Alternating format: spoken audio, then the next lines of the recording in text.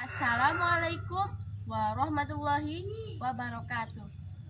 Hai teman-teman, sebelumnya masih semangat kan mendengarkan cerita? Pada kesempatan kali ini, saya akan membawakan dongeng yang berjudul Batu Raden. Sebelum memulai cerita, izinkan saya memperkenalkan diri terlebih dahulu. Perkenalkan, nama saya Putri Wulandari dari SMP Ma'arif NU 1 Kemeranjen. Dahulu kala, ada sebuah kerajaan yang damai di Jawa Tengah. Raja kerajaan tersebut sangat baik dan ia memiliki seorang putri cantik yang begitu dicintainya. Raja juga memiliki kuda-kuda besar yang ia perintahkan kepada abdinya bernama Suta untuk merawat mereka secara intensif. Suta adalah seorang abdi yang baik. Dia melakukan tugasnya. Tugasnya adalah untuk menjaga kuda raja, memberi mereka makanan, dan membersihkan kandang kuda. Di samping dikenal sebagai sosok pekerja keras dan jujur, Suta juga dikenal memiliki paras yang tampan rupawan. Selama bekerja di Kadipaten Kutaliman, Suta tidak pernah membuat masalah. Pada suatu hari, Suta berjalan-jalan setelah melakukan tugasnya merawat kuda raja. Suta berjalan-jalan mengelilingi area Kadipaten setelah seharian bekerja mengurus kuda raja. Saat melewati sebuah pohon mangga, Suta mendengar suara jeritan perempuan minta tolong. Tolong, tolong! Suta bergegas menemukan sumber teriakan tersebut. Ia berusaha mencari ke sana kemari. Akhirnya, dia menemukan seorang gadis di sana.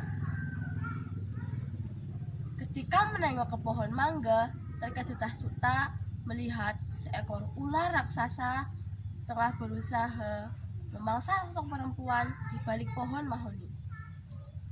Sosok perempuan tersebut nampak pucat pasi dililit ular besar tersebut. Tanpa pikir panjang, Suta segera mengeluarkan pedangnya dan menyerang ular besar tersebut. Akhirnya, setelah bersusah payah, Suta berhasil menebas kepala ular tersebut. Perempuan yang hampir dimangsa ular tersebut jatuh tak sadarkan diri. Sebenarnya, Suta bukanlah ahli pedang yang hebat. Namun, Suta nampak bersungguh-sungguh ingin menolong sosok perempuan yang sudah tidak berdaya. Segera seorang inang pengasuh membawa perempuan tersebut ke sisi pendopo. Ketika Suta melihat wajah perempuan tersebut, terkejutlah Suta karena perempuan yang baru saja ditolongnya itu adalah Putri Adipati Kutaliman. Meskipun sudah lama tinggal di Kadipaten Kutaliman, namun baru kali ini Suta melihat langsung wajah Putri Adipati yang sudah terkenal kecantikannya.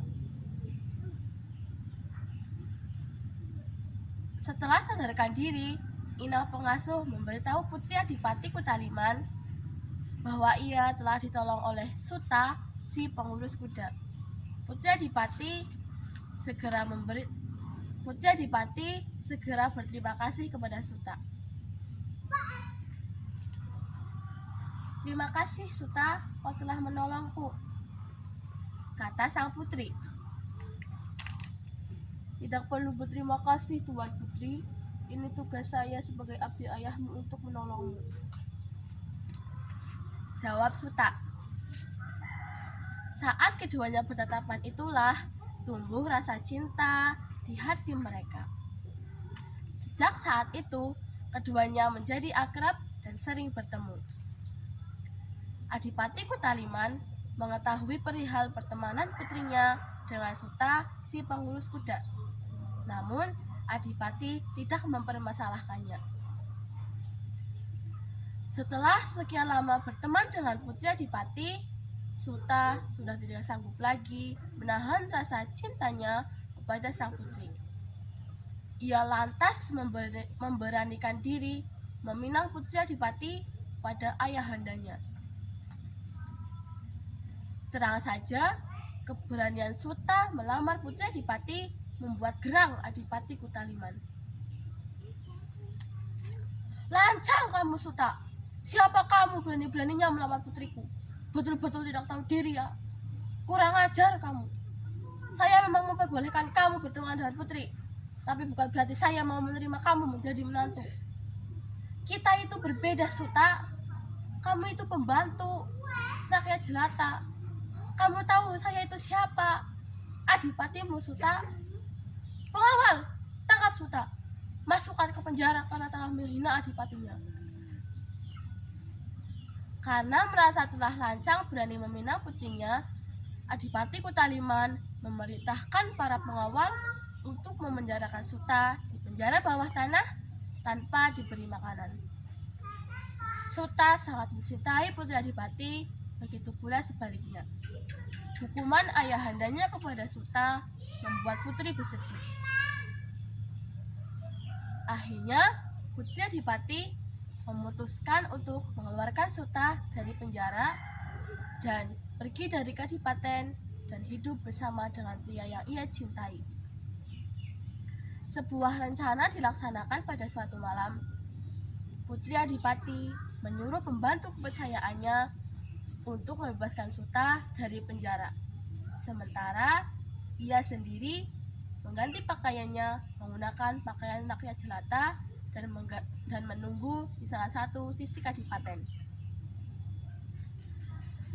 Kemudian, pembantu kepercayaan sang putri masuk ke penjara bawah tanah dan memberikan makanan kepada para penjaga. Seusai memakan makanan, para penjaga pun tertidur pulas. Kesempatan ini dimanfaatkan oleh pembantu sang putri kadipaten untuk membebaskan Suta. Ia segera membawa Suta yang terlihat sangat lemah menemui putri di salah satu sisi kadipaten. Kemudian, putri dan Suta pergi keluar kadipaten dengan menunggang kuda. Malam itu malam gelap pekat, jadi tidak ada yang mengenali Tuan Putri. Putri Adipati memacu kudanya menuju ke arah lereng Gunung Slamet. Akhirnya, Putri Adipati menghentikan kudanya di dekat sungai. Mereka berdua sangat menyukai tempat tersebut karena berhawa sejuk dan pemandangannya asri. Kemudian, mereka berdua menikah dan membangun rumah tangga di sana. Tempat di mana Suta dan sang putri berkeluarga dinamakan Batu Raden. Batur berarti pembantu, sedangkan Raden berarti bangsawan. Saat ini, Batu Raden menjadi tempat pariwisata kebanggaan masyarakat Banyumas. Nah, teman-teman, begitu ceritanya. Dari cerita ini, kita dapat menyimpulkan bahwa kita harus berbuat baik kepada siapapun tanpa mengenal status sosial yang berbeda ataupun perbedaan lainnya. Kedua, kita harus bersungguh-sungguh untuk apa yang kita inginkan dan yakinlah kita pasti akan berhasil di masa yang akan datang. Demikian cerita dari saya. Wassalamualaikum warahmatullahi wabarakatuh.